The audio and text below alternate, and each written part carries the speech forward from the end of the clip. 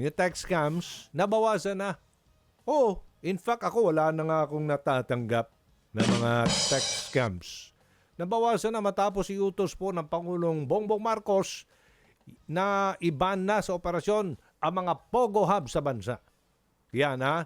Sige. So, makakausap natin ngayon si Undersecretary Alexander Ramos, Cybercrime Investigation and Coordination Center ng DICT. Yusek Ramos, magandang umaga.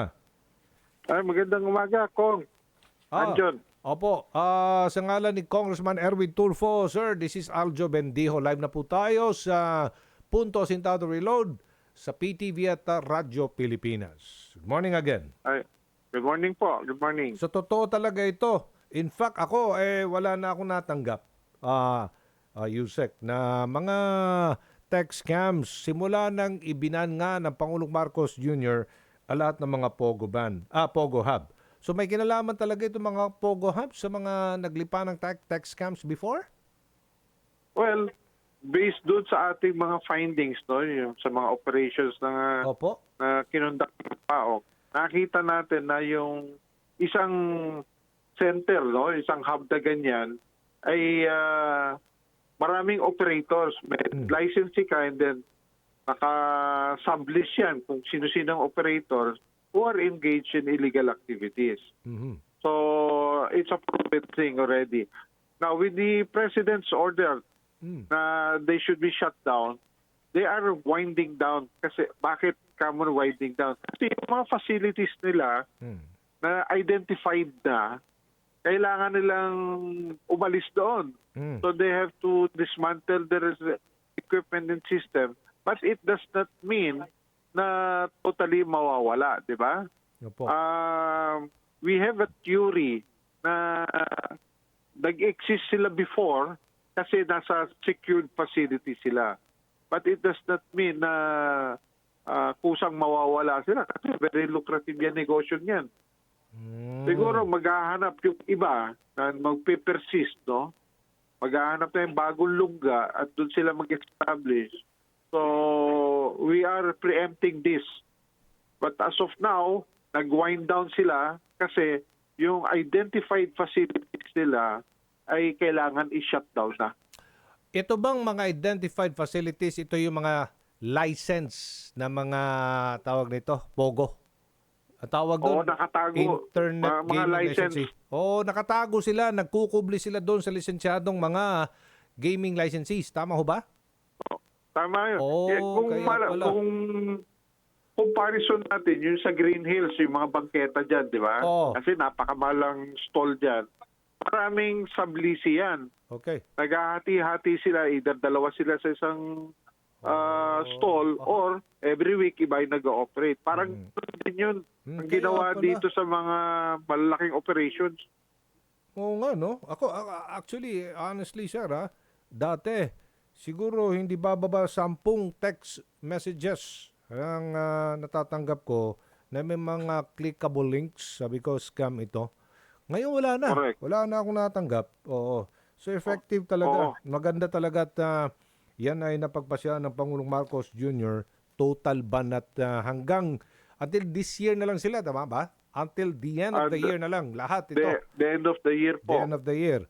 Mga lisensyado. Yung mga illegal talaga ASAP. Dapat yan ay lansagin. Meron pang isa. Ito na yung bago ngayon. Merong nangutang na gamit mo ang nangutang na number mo ang ginamit. Parang ganun eh. Iba naman nasa ibang messaging platform katulad ng Viber, iMessage, WhatsApp, doon nagpapadala ng mga mensahe. Ano ba itong panibagong scam na naman? Wala ba ganito po. Ganito ho yun. Opo. Actually, hindi siya limited sa ganyan. No? Ang karamihan sa reklamo na natanggap namin, yung mga nag-a-attempt na umutang, nag-e-explore pa lang yung mga online utang. Tini-explore nila pero hindi nila tinutuloy. Ang nangyayari is that the system tinutuloy yung process. So nagkakaroon sila ng utang ngayon.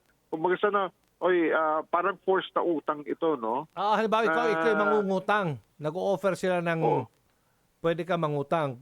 Pero Opo, anong mangyari? Hindi mo tinatapos ang process, pero yung system tinutuloy. Ganun. So next time that you will see, may naniningil na sa'yo.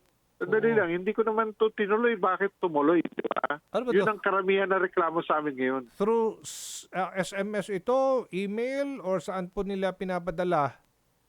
Sa online platforms to. Online Platforms platforms. that they see, ang naniningil through SMS naman. Uy, online platforms. Ano kayo pangalan ng platform na yan, sir? Do you have? Ang Would dami you know? po nila, no? We have a list na ni-refer namin muna sa SAC kung valid nga ba itong mga operations na to. Oh. Kasi baka mamaya fly-by-night na naman ng mga online platforms ng utangan ito. Oo. Abe, dina-download ba yan? O paano ba? Sa Facebook ba yan? Diretso na sa Google? Paano po? Hindi, makikita. They are distributed through social media platforms. Social Itong media links na na naman. Nako, may mga Oo. links na naman. Mag-iingat po tayo dyan. Ha? Pag social media platforms, may mga links, iwasan na lang natin. No? Opo. Tama. Opo. O sige, advice na lang po sa ating mga kababayan para hindi po sila mabiktima nito po panibagong scam na ito. Pautang. Opo. Okay. Sa ating mga kababayan po, kung kayo ho'y nangangailangan ng pera, wag ho kayo magmadali na makikita niyong madaling mangutang online. Nga. Yan dito ay questionable ang kanilang permits. No? Hindi sila basta-basta ina-allow ng SEC. And yet, nakikita natin sila, yung mga link nila, sa mga social media platforms natin. So, mag-ingat-ingat po tayo. Mas maganda mangutang sa bangko kung talagang sigurado kayong kailangan nyo. Pwede bang hanapin nila yung may mga blue check na lang, yung mga verified ng Meta? Or hindi pa rin walang assurance o yung mga ganun? Wala kasing walang sariling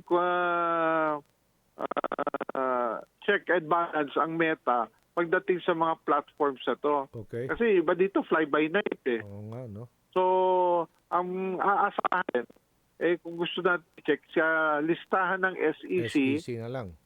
saka ng BSP, no? Opo. And I believe si DTI nagmo-monitor din. Tinitingnan nila yung mga valid links at yung mga fly-by-night. Sige po, maraming salamat po sa inyong panahon na Yusek Alexander Ramos ng Cyber Investigation and Coordination Center ng DICT. Thank you po, sir. Thank you din po. Ako dito, mga igsoon, mga gabirada, sigurista ako sa mga ganito eh. When it comes to money, talagang personally pupunta ako doon sa institusyon na yun. To inquire. Ayoko dyan online. Kahit na online banking, ako. Hindi. Sigurista ako. Pupuntahan ko yung bangko. Wala nga akong... Anyway, kausapin natin si Police Colonel J. Guillermo, ang hepe po ng Cyber Response Unit ng PNP Anti-Cybercrime Group. Colonel J. Guillermo, magandang umaga. This is Aljo Bendio. Sa ngalan po ni Congressman Erwin Tulfo, nakalive na tayo sa Punto Sintado Reload sa PTV at Radyo Pilipinas. Colonel. Hello po, magandang umaga po. Ito na naman, may panibagong na namang scam. Nakausap natin ng DICT kanina, malaking tulong talaga itong desisyon ng Pangulong Marcos Jr.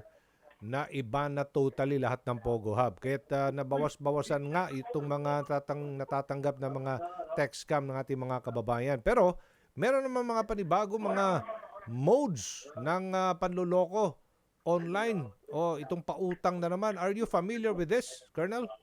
Sa online lending po yan? Opo, mga ganyan. Actually, matagal na po nating naging problema ito. So, Oo. marami na tayong series ng operation ng online lending. Oho. Nagsimula tayo mga 2022 hanggang 2023 po. Okay. Ito, hindi ba iwasan talaga? Naaasa na lang ang mga kababayan natin online, manghiram ng pera, ganon. Hindi maiwasan eh. Ngayon, pag sila nabiktima, ito, kung kanino na lang mag-i-inquire paano mababawi yung pera. So, saan po sila pupunta at agad-agad ba natin ma-actionan ito, sir? So ang may proseso po kasi katulad po sa online lending. Opo. Meron pong batas 'yan, yung Financial Consumer Protection Act, Mm. na kung saan ang ano nito, ang agency na in charge ay Securities and Exchange Commission. Mhm. So, siyempre ang procedure po kasi yan, pag ikaw ay nagkautang, siyempre may obligasyon kang magbayad. Okay. Pero nakalagay kasi doon with a limited interest. Plus, if nagbayad na yan at tinatarantado mo pa rin, yun ang kasalanan mo. Mm. Kasi ibig sabihin, nandoon sa Financial Consumer Protection Act yun, na protektahan mo yung kliyente mo, siyempre. Oo. Pag ginaganyan mo yan, nagbayad na nga, dahil kung minsan, ang hinahabol ng mga trabahador nito, kumita rin at magkaroon sila ng percentage ang kita ng mga nagtatrabaho dyan sa online lending. Mm. Or commission, ibig sabihin, meron silang commission. Every time merong collection, Mm. meron silang percentage. Kaya ganun sila agresibo maningin. Aha. So hindi na nila tinitignan yan kung nagbayad ba o hindi. Basta nakalagay sa system na ito ay may utang, ayun, pinapadalan nila ng pinapadalan, including yung mga contacts ng mga biktima. Opo. So, are we encouraging our kababayan na pumasok sa ganitong transaksyon online sa pangungutang, or pupunta na lang siguro personally sa mga institusyon na nag-o-offer po ng mga tama ganitong po klase? yun. Mas Kasi, maganda ho, no? kumbaga, Tama ba? Mas maganda yung Yes. mas maganda pa rin hello? Opo, go. Mas maganda po doon sa talagang financial institution na Yes. talagang legal na nagpapautang at very minimal yung percentage. Mhm. Kasi sa online almost 1% yan every day . Oo. Okay. So sige. napakalaking interest niyan. Pag hindi ka pa na magbabayad, nanganganak pa siya. So possibly magiging compounded pa yan hanggang sa hindi ka na makaahon. Oho. So ang gagawin mo, mangutang ka ulit para pambayad sa utang hanggang hindi ka na makabayad. Ito nga may ano yung sinasabi nila, may iba yung binibigay na number, yung binibigay nila sa inuutangan. O iba-iba yung mga number daw. Marami talaga Tama po yun. Kasi ang style po nila, kunwari mag-apply ka, iba yung nagpa-process noon. Okay. So pagka may yung collector, iba rin yung taong naggumagawa ng collector. So pag nagbayad ka na, ibang grupo na naman yung kausap mo para magbabayad ka. Ito na nga tanong na, opo, kung may mga problema sila, siyempre, kahit na sa akin may lumalapit, nagpapatulong na scam. Sabi ko, punta na lang kayo sa PNP, Anti-Cybercrime Group. Gano'n na po kadami ang mga reklamo pong natanggap ninyo, at meron ba kayong na-aksyonan kaagad? Nahuhuli ba itong mga to, mga scammer, Colonel? Pagdating po sa ganyan, medyo ang pagkakaalam kasi natin ng mga nabibiktima is oras na nagreklamo po sila. Oho. Ang lagi nilang sinasabi, mahuhuli ba natin ito? Yun. Ang tanong po dun mahuhuli natin yan pero mahaba ang proseso. Yun. Bakit po? Kasi ang kausap nyo lang po dyan is a number. Hindi po yan tao. Ibig sabihin, hindi natin siya makikilala agad. At kung nasaan yan. Oho. It takes time talaga. It Mahaba-haba. takes time kasi nga lagi nga po namin sinasabi, yung kaharap mo nga, hirap mo pang bawiin yung niloloko ko na harap-harapan kayo, may pipirmahan pa. Hirap na hirap ka makarecover nung pinautang mo sa kanya. Sige. Ito pa kaya yung kausap mo, isang number lang, computer lang. Saan natin nakagilapin yan? Okay, abiso na lang sir. So, Opo, abiso Medyo na, mahaba ang proseso. abiso na lang siguro sa ating po mga kababayan tungkol po dito sa problema natin dito sa online. Ang daming scammer. Go ahead po. Opo, sa ating mga kababayan, siguraduhin natin tama yung pupuntahan natin mga website o anumang mga link yung pupuntahan po natin. At kung sakasakaling mag-engage tayo sa ganyan, titignan po natin maigi.